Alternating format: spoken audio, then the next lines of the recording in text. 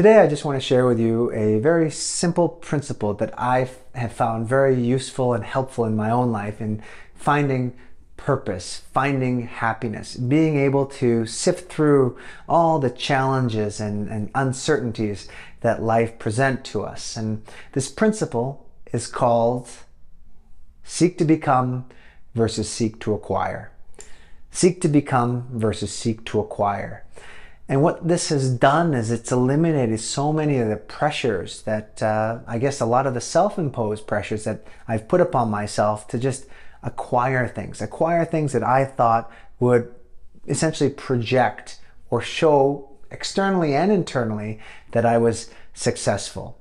It helped me focus on what to do to develop myself and to find happiness. And to me, seek to become versus seek to acquire makes life so simple.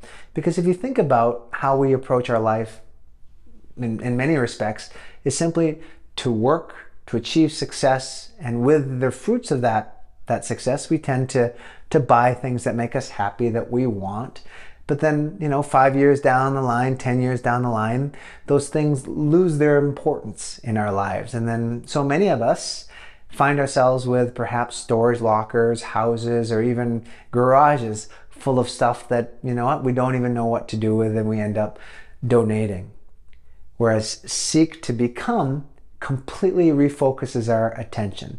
It focuses on developing ourselves and overcoming ourselves. And when I mean developing ourselves, that means developing ourselves physically, mentally, emotionally, trying to be better today than we were yesterday, and seeing how far we can take it in our lives. And then it also means addressing our biggest obstacle, our biggest adversary. And what we realize is that adversary is not external to us.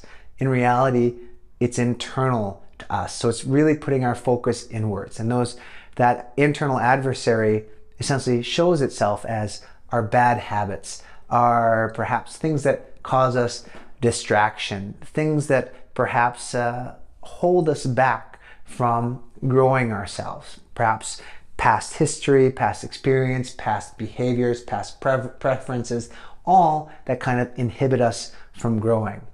And so I share this with you, not to say that this is the best way to approach life, but just to perhaps help give you some insight into how this idea of seek to become versus seek to acquire can dramatically refocus how you yourself might approach life and make it so much simpler. Because if you follow this approach at the end of your life, when really possessions don't matter too much, right?